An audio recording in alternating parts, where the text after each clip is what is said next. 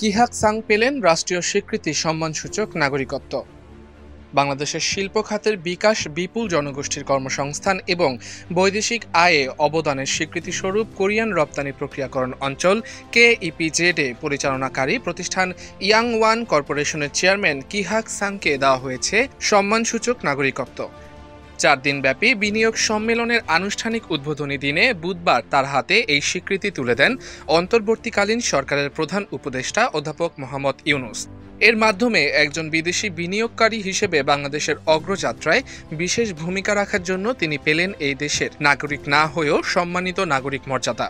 বুধবার রাজধানীর হোটেল ইন্টারকন্টিনেন্টালে বাংলাদেশ বিনিয়োগ সম্মেলন 2025-এর আনুষ্ঠানিক উদ্বোধন উপলক্ষে এক অনুষ্ঠানের আয়োজন করা হয়। এই অনুষ্ঠানে কিহাক সাং এর হাতে নাগরিকত্বের প্রয়োজনীয় ডকুমেন্ট তুলে দেওয়া হয়।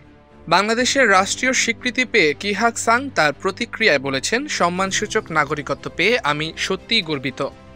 কিহাক সাং বাংলাদেশের সর্বোচ্চ বিদেশি বিনিয়োগকারীদের মধ্যে অন্যতম। 1980 সাল থেকে তিনি বাংলাদেশে ব্যবসা পরিচালনা করে আসছেন। কিহাক সাং সহ মোট 5 জন ব্যক্তি ও প্রতিষ্ঠানকে গুরুত্বপূর্ণ অবদানের জন্য অ্যাওয়ার্ড প্রদান করা হয়।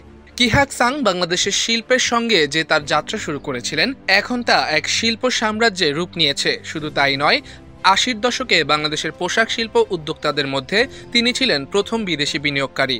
ইয়াংওয়ান 1980 সালের মে মাসে টেক্সটাইল ও অ্যাপারেল রপ্তানি খাতে প্রথম বিনিয়োগকারী প্রতিষ্ঠান হিসেবে আত্মপ্রকাশ করে এবং এই শিল্পে নারী কর্মসংস্থানের পথিকৃৎ হিসেবে পরিচিত।